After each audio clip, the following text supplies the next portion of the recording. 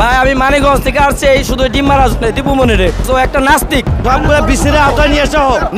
Remand শুনানি শেষে ঢাকার একটি আদালত থেকে কারাগারে নেওয়ার পথে আদালত প্রাঙ্গণে হামলা হয়েছে সাবেক সমাজ কল্যাণমন্ত্রী দীপুমণি এবং সাবেক যুব ও ক্রীড়া উপমন্ত্রী আরিফ খান জয়ের উপর। আজ মঙ্গলবার এই ঘটনা ঘটে।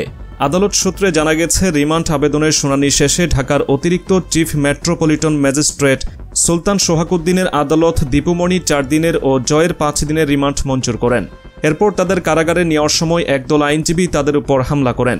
সে সময় তারা খুনি খুনি, ফাঁসি চাই সহ নানা ধরনের স্লোগানও দেন। ঘটনাস্থলে থাকা নাম প্রকাশে অনিচ্ছুক এক আইনজীবী বলেন, দীপুমণি ও আরিফ খান জয়কে আদালতে আনা নেওয়ার সময় একদল আইনজীবী তাদের উপর হামলা করেন। জাতীয়বাদী আইনজীবী ফোরামের এক শীর্ষ নেতা নাম প্রকাশ না করার শর্তে বলেন, এই ধরনের কোনো ঘটনা যদি ঘটে থাকে তাহলে সেটা খুবই অনাকাঙ্ক্ষিত, বিষয়টি মোটেও ঠিক হয়নি।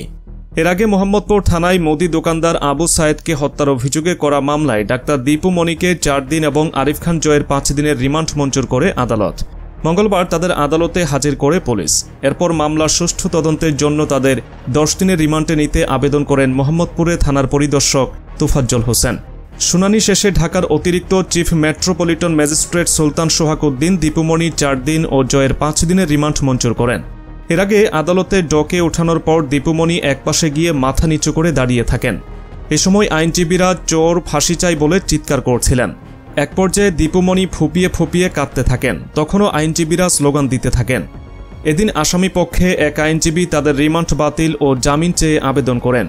এজলাসে আসামিদের ডকে ওঠানোর পর কারো হাতে হাতকড়া না থাকায় বিএনপিপন্থী আইনজীবীরা আসামিদের হাতকড়া পরানোর জন্য চিৎকার করতে থাকেন। এরপর আসামি জয়কে হাতকড়া পরানো হয়। নারী বিবেচনায় দীপুমণিকে হাতকড়া পরানো হয়নি। শুনানির এক পর্যায়ে জয় কথা বলতে চাইলে বিএনপিপন্থী আইনজীবীদের তোপের মুখে কিছু বলতে পারেননি। অপরদিকে দীপুমণি ডকের এক কোণায় অবস্থান নিয়ে মাথা নিচু করেছিলেন। কয়েকজন নারী পুলিশ সদস্য তাকে ঘিরে রাখেন। শুনানি শেষে ঢাকার অতিরিক্ত চিফ মেট্রোপলিটন ম্যাজিস্ট্রেট সুলতান সোহাগউদ্দিনের আদালত তাদের এ রিমান্ড মঞ্জুর করেন। অন্যদিকে সদ্য ক্ষমতা হারানো আওয়ামী লীগ সরকার 15 বছরের বেশি সময়ে দেদার ঋণ নিয়েছে। এ ঋণের বড় অংশই নেওয়া হয়েছে দেশি উৎস থেকে। এর মধ্যে আবার বেশি ঋণ নেওয়া হয়েছে দেশের ব্যাংক ব্যবস্থা থেকে। অর্থ মন্ত্রণালয়ের অর্থ বিভাগ সূত্রে পাওয়া দেশি বিদেশি ঋণের তথ্য বিশ্লেষণ করে দেখা গেছে, পদত্যাগের সময় শেখ হাসিনার সরকার 18,36,000 কোটি টাকার ঋণ রেখে গেছে। পদত্যাগের সময় শেখ হাসিনার সরকার 18,36,000 কোটি টাকা ঋণ রেখে গেছে। অন্তর্বর্তী সরকারকে এ ঋণ পরিশোধে এখন ব্যবস্থা নিতে হবে। বিশ্লেষকদের মতে, সাবেক সরকারের যথাযথ ঋণ ব্যবস্থাপনা না থাকায় দেশি উৎস থেকে বেশি পরিমাণের ঋণ নেওয়া হয়েছে।